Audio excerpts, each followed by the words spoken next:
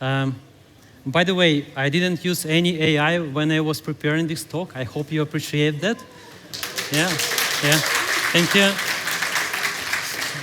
It's a nice feeling when you realize that you still can do something yourself, right? Do you sometimes feel that you're fed up with AI? It's everywhere. Yeah. So now I will maybe mention it a couple of times, okay, but not that often. All right. So before we start, I would like to ask you, how many of you attended my talk last year, or maybe watched it on YouTube? Okay, there are just a few hands. That's good because this talk will contain kind of maybe 20% repetition of the previous talk, because otherwise it was really hard to set the right context. So shortly about me, I run training in Spring Boot, architecture, domain-driven design, and other topics. My name is Vadzim. I'm a co-owner and instructor at Training Tech, where we run those training, and I work as well as a hands-on architect at Apotek One. Apotek One is the biggest pharmacy chain in Norway, by the way, and hands-on means that besides sitting in meetings, drawing boxes, writing documentation, I write code on a daily basis, or vibe code, okay? Some facts about my private life. I have family. I live in Norway, so you can immediately see I enjoy nature, skiing, fishing. I like playing the guitar. If AI takes my job, I will play the guitar in restaurant. This is my backup plan. I like working out. I love cars and making some goodies for my family. And I like to do most of those things with my family. All right, so, and my motivation for this talk was that I actually developed a common library in my company, Apotek One, used by several projects for some years, and I would like to share this experience. And I have been using Spring for 20 years, starting from Spring version 2. This was a very big motivator for me. My last talk got some views. I was doubting whether organic or not. So just before this talk, I asked Serhi, just the organizer of Spring.io, and he told me that yes, they were a totally organic. Okay, that was really nice. That motivates me very much. So first of all, I would like to tell you what you will learn and won't learn today. So let's start what you won't learn. When we need to share our code, what not to put to our shared code, about code quality, overall documentation, versioning strategy, and whether you would like to force or detrice libraries. So all of those topics are covered by the previous talk. So if you're curious, you can just go and watch there. And by the way, in July, I'll be talking about, I will give this talk in Berlin on, I think it's called We Are Developers World Congress. That's like a long name, right? So yeah, I'll be giving this talk. So today, we'll talk about library and module structure, because we need to understand a top-down, how it's done. We'll talk about its configuration. It will be a lot of speaking about configuration. Testing support, yeah, it's important as well. Documentation, not that fun, but important. And how to make changes. And I will give you some implementation tips as well. So let's begin with the first one, which will be structure of the library and its integration with Spring Boot. So when it comes to structure, it would be nice just to give you some rationale, what's behind. And the first thing is that we would like to have our library that it's easy to include, right? So you just add some dependencies, Spring Boot starter, and you're done, probably with no configuration, and you can just work. The next one, developers shouldn't be bothered by the configuration of the library. It shouldn't come with a lot of configuration. By the way, how many of you recognize what it is on the screen? Okay, some people probably, yeah, many people having big experience behind your belt, right? So yeah, this is Spring XML configuration, boring stuff, but it was what we were doing for years. It should be possible to use only specific modules, like I would like to have GPA, I would like to have web, I don't like to have anything else, so that's why I would like to just granularly include it, not the whole library in one go. And the library structure should follow and provide some guidelines. It should be understandable for users and for contributors, its structure, and how to use it and how to contribute it. Okay? So this is a root level. You may have like a completely other modules, but this is what we have in Apotec 1. So we have some, basically those are mostly technical concerns, okay? Even DDD is just a tactical DDD. Some basic classes, nothing else. So you may have different modules, but this is what we have in our case. So this is the root structure. So when it comes to POM XML, so basically this is the root POM, we have it, we define some, let's say, blocks inside it. So first of all, we have properties, which play a role of shared properties, where you have your versions, the GDK, dependency versions, and so on and so forth. It helps us just keeping the whole library and all the modules consistent. When it comes to upgrading it as well, you have everything just in front of your eyes instead of trying to understand all the properties that are scattered like over all the place.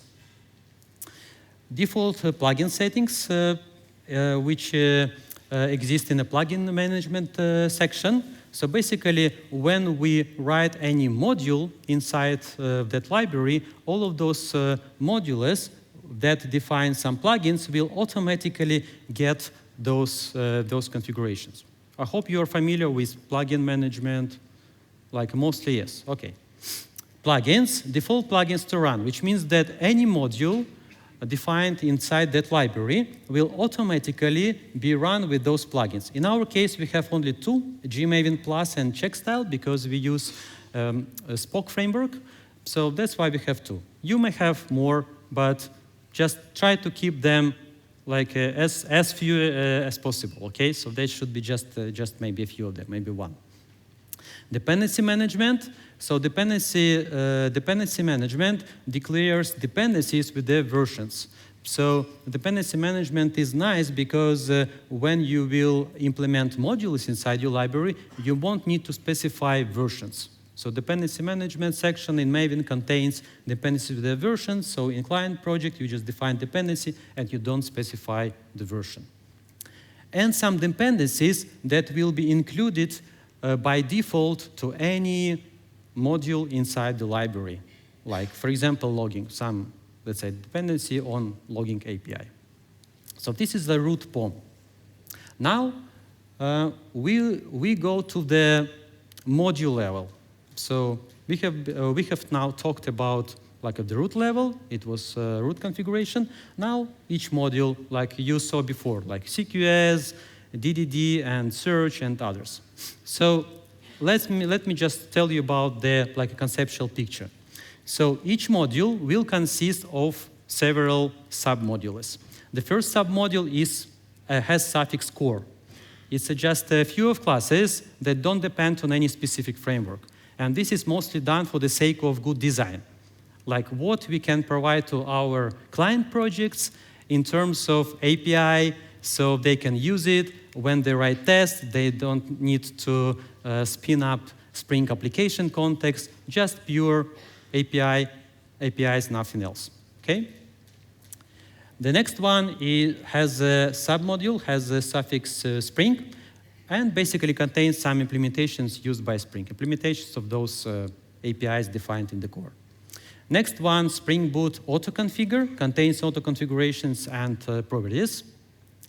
And the final one is Spring Boot Starter, contains a default set of dependencies. I will go one by one through those as well, so you will have a clearer picture. And by the way, Spring and auto-configure, this can be argued, this can be combined to one submodule. Like it's just your choice. All right, so let's take a look at one example. So we have one module, observability. It consists of core, Spring, Spring Boot auto-configure, Spring Boot starter, and as well Spring test. I'll be talking about testing separately, so now let's just don't touch the test, but just other submodules. So core and Spring, as you can see in the core, we have just a handful of classes, some APIs, some observability context that can be used by client projects, nothing else.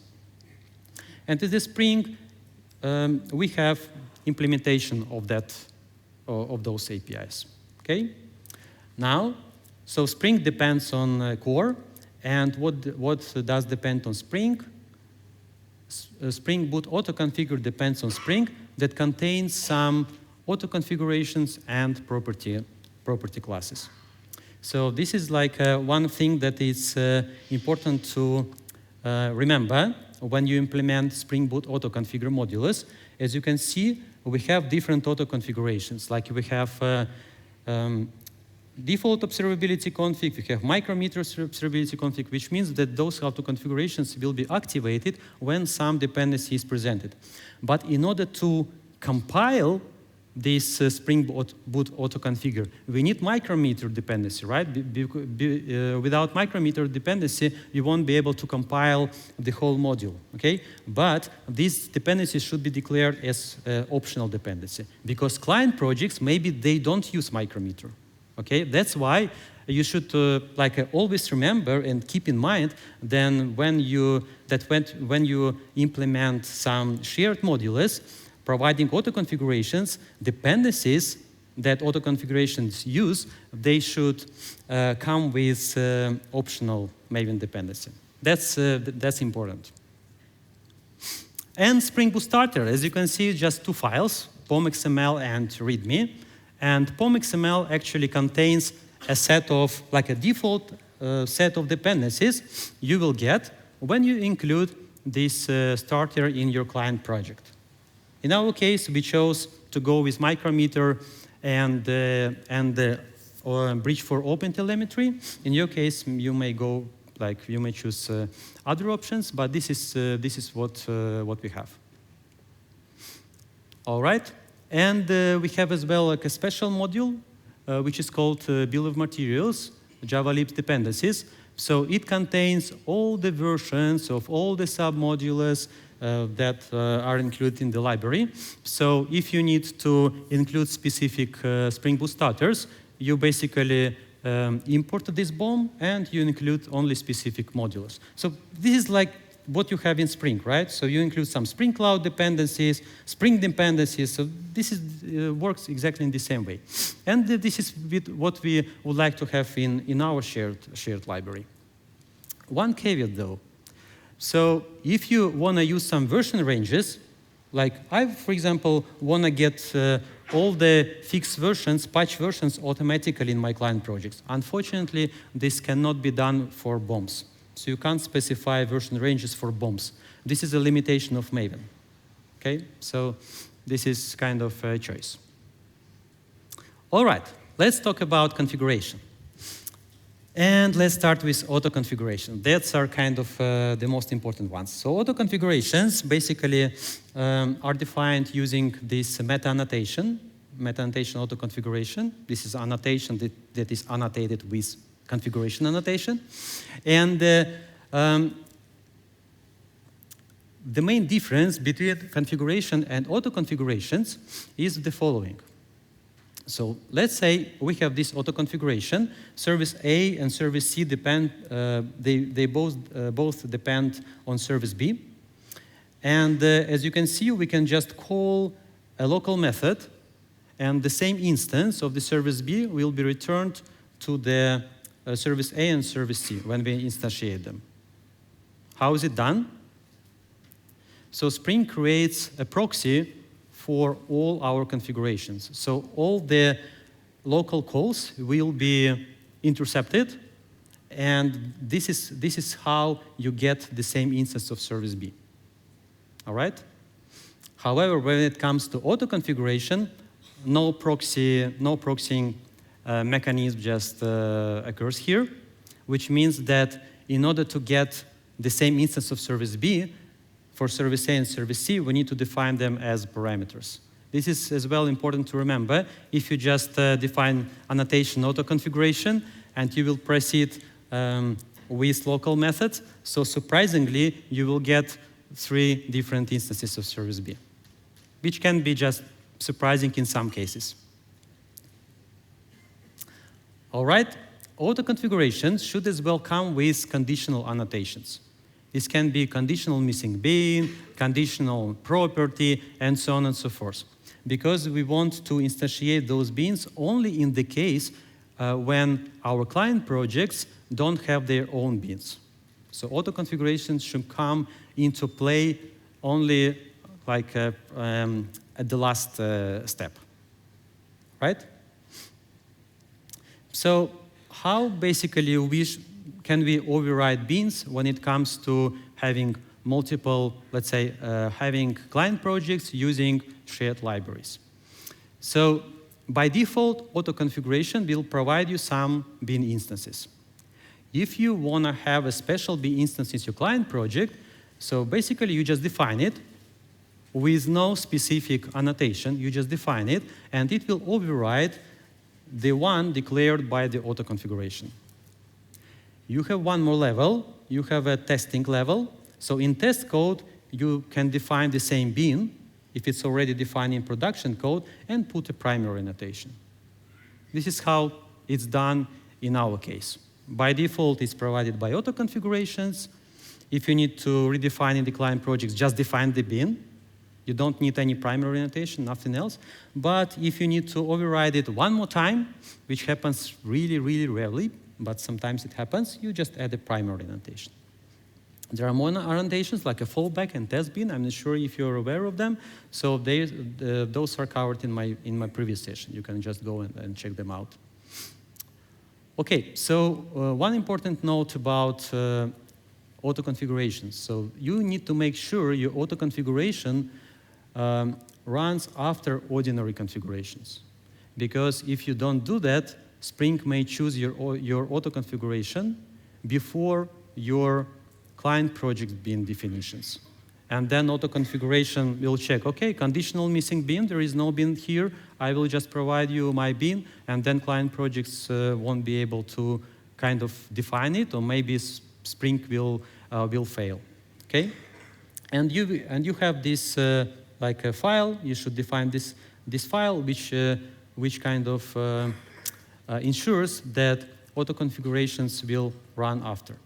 And auto-configurations should help, not dictate, which means that when you define your auto-configuration, the main idea is that developer will have some benefits from it.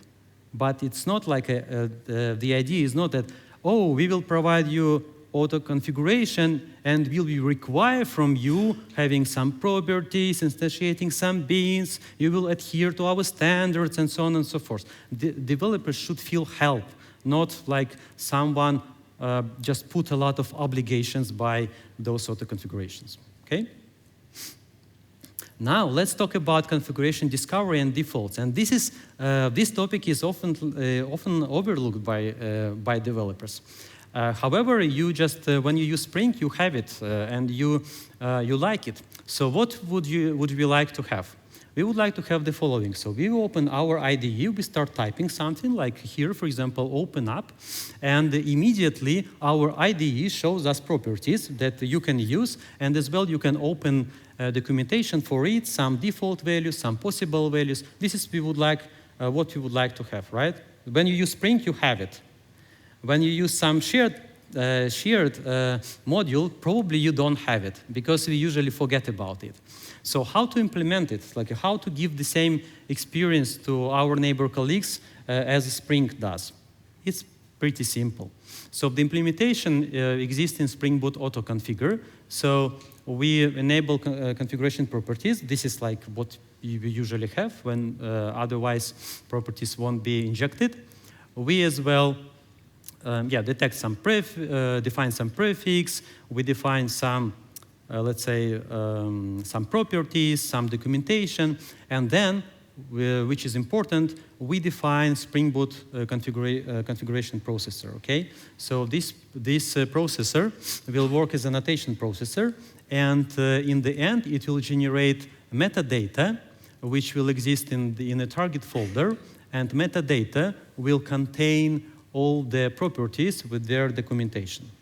And when you will type in your IDE, so IDE will automatically resolve them and show you documentation, possible properties, some restrictions, default values, and so on and so forth. Okay? This is how you actually do it when it comes to property discovery. Records are supported as well. You can implement it not only by getters and setters, or if you use a Lombok with data annotation, you can use records as well. However, there is one more caveat. IntelliJ IDEA, at least on my machine, okay, on my machine, doesn't show property descriptions, although they exist in the metadata. So I checked this. They exist in metadata, and I can't see any documentation. I can see default values. I can see some, let's say, restrictions like validation, but no documentation. So hopefully they will fix that. Now, let's talk a little bit about testing. Important things to remember about tests. Tests are the first clients for your production code. Do you agree? They are first client? Okay, so this is why when we define our API, we would like to validate the correctness and usability of our API, right, of our shared libraries. So if you feel like that using your API by the testing cumbersome, probably you should go back to your original API and fix that. This is why it's important to write tests. And when it comes to testing, so we just go back to that additional test module you saw before. So you can consider providing a separate module that will help you to write tests for the classes using your shared modules. So what does it mean? For example, we have another module, DDD, and in DDD we have some, let's say, maybe some common entities, aggregate roots, just some like very simple abstractions. And when client projects use our tactical DDD classes, they want to verify some things that happen inside aggregates. For example, they have some events, versions, and so on and so forth. That's why we provide a special module with the suffix test. It can depend whether you may have Spring test or test, depending whether you depend on Spring or not. And you have a separate class there, like in our case, it's aggregate root asserts. So the client projects, when they write tests for their aggregates that extend our classes from here, they can as well use some utility classes in addition to that. Okay, that's the idea. That's why we have this submodule with the test suffix. Sharing conventions. Okay, how actually can test help us share our conventions? So a common module is a good opportunity to share conventions, and you should consider common RQUnit tests. Are you familiar with RQUnit? Yeah, I like asking Java people about RQUnit. When I ask .NET, usually it's just one hand. Yeah, but yeah, it's nice. So some examples of RQUnit tests. Controllers are annotated with OpenAPI annotations.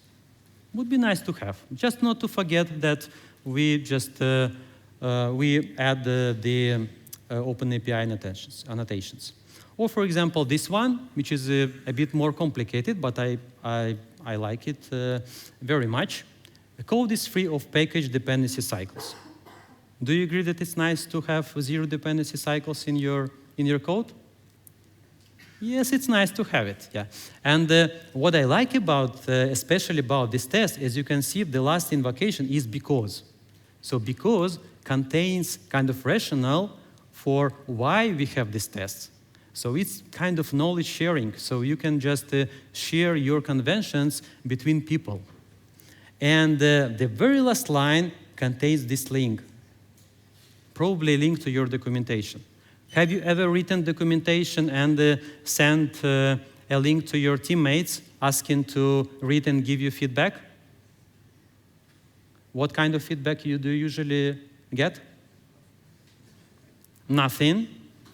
This one or this one? Yeah. By the way, my friend really, it's a real story. He wrote a wiki page, asked people to read it, and at the very bottom, he wrote like, I will give you a beer if you read until that. And he got like no feedback. So now, when this test fails, most probably your teammates will click on that link, and probably they will finally read what you kind of how you contributed to the team. Okay, so yeah, kind of joking, but kind of partially joking. And in the client project, we can define those tests like a standard test, Spring test, DD, so you may have different tests, okay?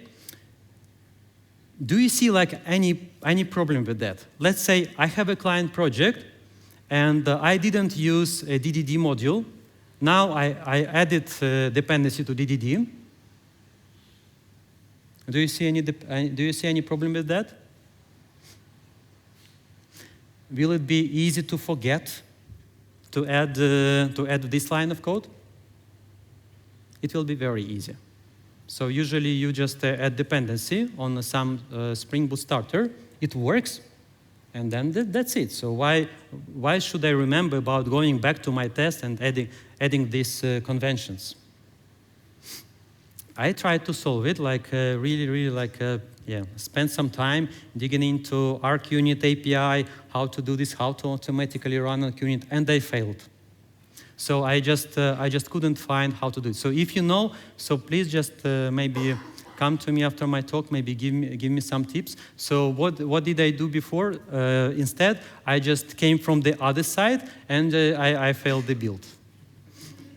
All right, so if someone forgets about including arc tests, so they just get this nice message. So those classes, like DD arc tests, are your class path, but they are not being run. And it's not that kind of hard to implement. So basically, you define some test execution. You extend test execution listener JUnit from JUnit.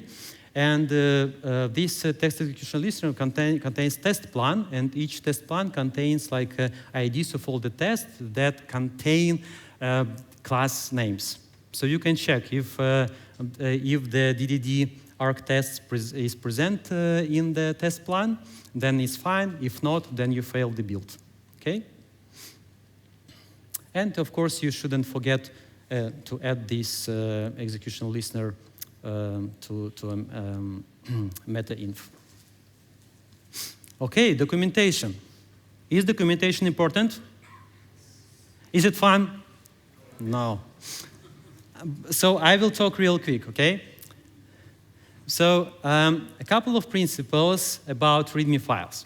The first one, make sure people can navigate through multiple README files by using links. So please don't be lazy. Don't just write like, okay, you can read it there. Just in this module. No, just provide the link, okay? So it should be done in this way. Imagine that your documentation is read by junior developers. A lot of time you have so many assumptions about what people know. So we should just exclude those assumptions and just assume that people don't know that much about your library. They just maybe just didn't read the code at all. Right? Just don't assume that they understand it. That's why assume that those developers are juniors. Supply your documentation with examples and guidelines. Okay? Because if you just provide some text about how your library is good and so on and so forth, people need specific examples. Okay, how to use it. So where to put guidelines in the examples? What do you think? So let's say we have some code for tests, we have some code for like a Spring. Where to put guidelines and examples? Everywhere? In each submodule? To the root. Yeah, I agree. So if you just imagine, okay, not imagine, just, okay, in real life, people won't go and explore your structure. They don't care. They just they work on their client projects. They need to achieve the goal. So that's why in the root you should have a set of examples of how to configure it, how to edit, and that's it. You shouldn't expect that people will go to testing. Oh, how do I do tests? I need to go sub-module called test. No, they won't do it. So most probably they will expect that you have it on the root level. So a real example, we have a Data Hub here, integration with Data Hub. So if you start immediately with usage, we just declare some Maven dependencies.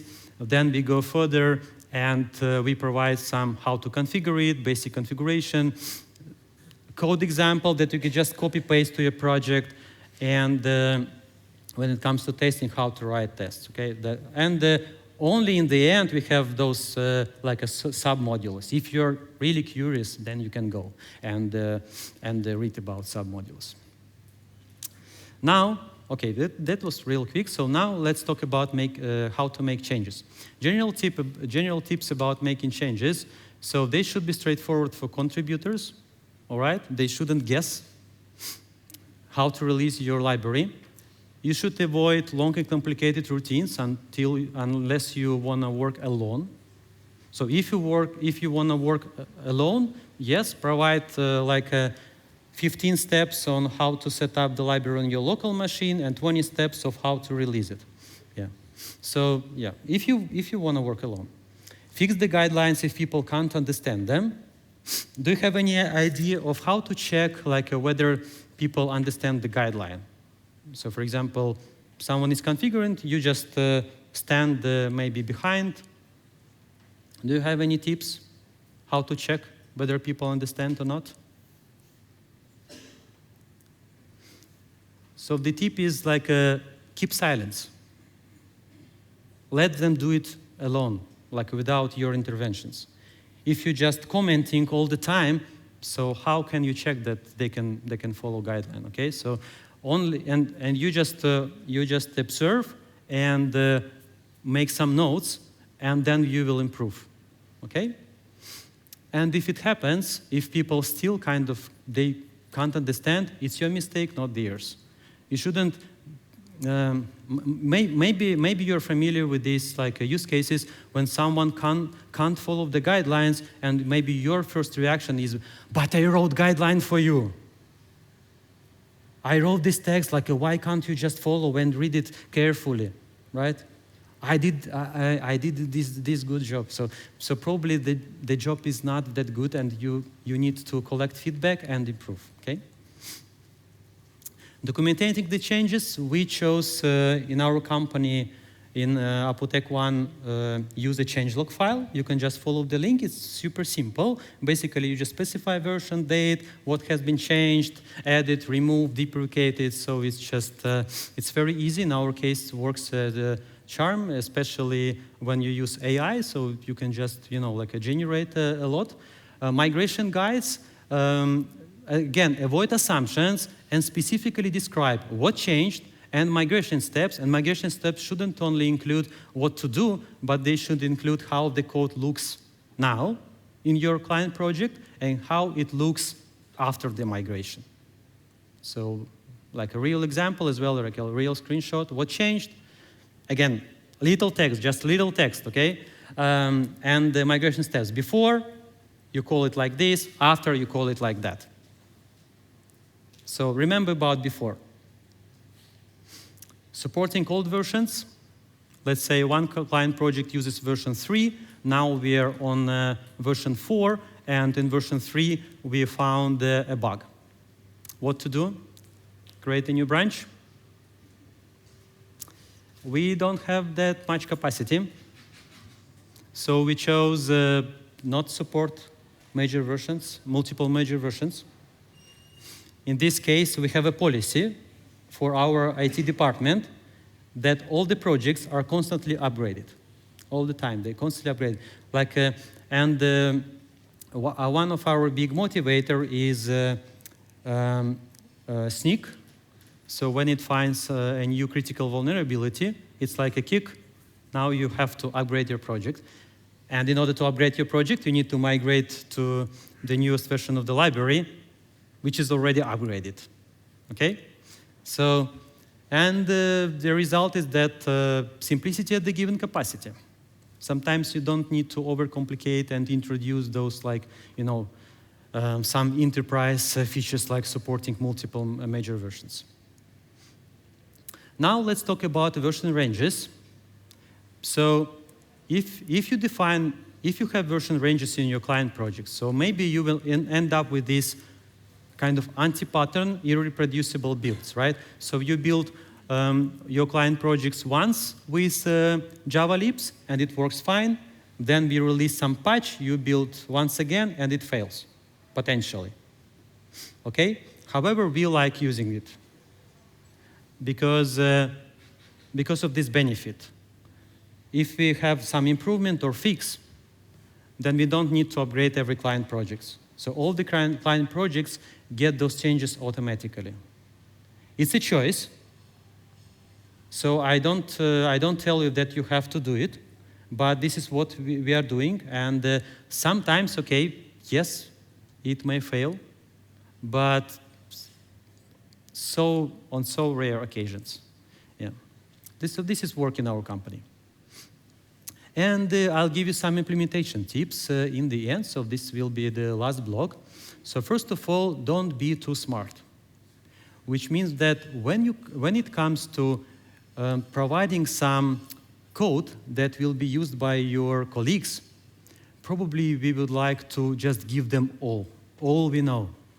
Like, oh, Spring has this feature and that feature, and this is how you can configure, and this is like what we can probably provide, but nobody needs, but still we can provide because maybe somebody will need it in the future, and so on and so forth.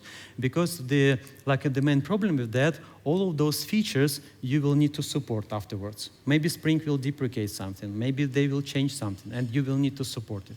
Okay, so find a good like a room for you where you can provide some stable implementation, which will be understandable by your teammates, by all the contributors to that shared library, and that will work fine. You don't need to use all of those as possible Spring features. Avoid deep customizations.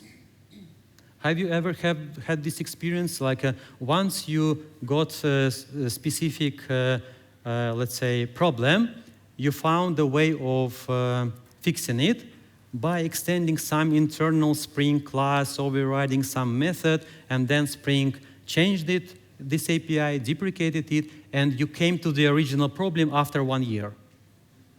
Have you had this? You had this, yeah. I had this as well, and several times. That's why if you see that in a shared module, you need to customize Spring Framework somewhere deep inside, just forget. Just don't implement it. Let client projects do this themselves, because most of those customizations are caused by specific auto configurations.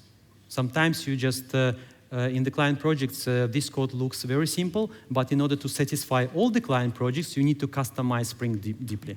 So in this case, I would advise just forget, just don't include this feature. One more, customizers are everywhere. Are you familiar with Spring customizers? They are really everywhere. I had to rewrite a part of my code just to be compliant with all of those customizers, like for Open API and for other topics. So yeah, so when you need to customize something in Spring, just check if they have already some customizers for that. This is the way to go now, today at least. And provide some nice utilities. So after using your shared module, developers should as well have this a nice feeling. Oh, I didn't know about it. Oh, my build got faster, and other things. So, for example, in this code block, what are we doing here is that when the test starts, we try to inject Spring dependencies, and if it fails, we fail fast all the subsequent tests, which means that our build will run much, much faster if Spring Context cannot start inside the test. So instead of like trying to start Spring Context in the first test, okay, it fails. Next one, again, fails. Next, and spend like a time starting Spring Context on each test. If it fails once, all the subsequent tests will fail fast immediately. Like almost immediately, okay? So that will be like really, really fast. So the build will fail pretty fast. Okay, so you can just find some nice utilities, provide them, and the developers, your teammates will be thankful for that. Yeah, and you shouldn't forget to define this test execution listener in Spring Factory's file. Yeah, I always kind of enjoy these names: fail, fast, dependency, injection, test execution listener. I think only in Java world we have this. Yeah. Okay, some conclusions. First of all, create stable and understandable structure, so people should understand how to use it and how to contribute. Next one, keep configurability in your mind. I think that more than 50% of a successful shared module comes to configuration. If you can't provide a good auto-configuration with property discovery, with good defaults, with like something that client projects can easily work with, then the experience of your colleague will be worse, and probably next time they won't choose your shared library, and instead they will just implement something themselves. Okay, so just keep configurability in mind. It's very, very important. Next one, help people navigate and contribute via well-written documentation. Again, documentation is important. It's not fun, but it's important. So it should be well-written, should be concise. If you generate now documentation with AI, please just don't accept what you have generated from your favorite tool, all right? Because usually it's just a lot of text. You like how it looks like, but usually developers just don't want to read that much. And maybe they will ask their AI tool just to look at your generated documentation, and their AI tool just do what you have generated for them, okay? So yeah, just keep your documentation concise. Choose the easiest versioning strategy. So you should remember, like maybe you don't need to support multiple major versions. Maybe it's just fine. And you can just introduce this policy so all the client projects will keep intact with the newest versions, the newest JDK. Like it works in our company, although even though we have legacy systems. So, but like all of those five, I mentioned 5. I think those are 5, maybe 6 projects that use our shared library. They're okay, and they just keep intact, and we really like it because we don't have any critical security vulnerability, for example, and we use the latest JDK. We use the latest Spring. And don't overcomplicate, and do think about the users. So your shared library shouldn't contain too much code. It should contain just a few lines of code rather than many lines of code. Do you agree that it's hard to put less than more? Do you agree with that? Yeah, it's really, really hard. Yeah, usually I usually struggle with myself because I want to help, I want to contribute, and I just need to stop myself and just put only this code instead of all I can do. And yeah, think about the users. So you shouldn't think about your library or shared module as the first-class citizen. This is not your goal. The goal is that the developers will be thankful for using that library. If you think about the users, then it's a kind of switch in your mind, and then your actions look a bit differently, rather than just protecting your library, trying to have like a very, put a lot of focus on clean code and so on and so forth. Think about the users. So thank you very much. If you want to get presentation slide, just scan QR code, my LinkedIn, scan QR code. If you have any questions, please ask. You can come to me after my talk as well. So yeah, thank you very much.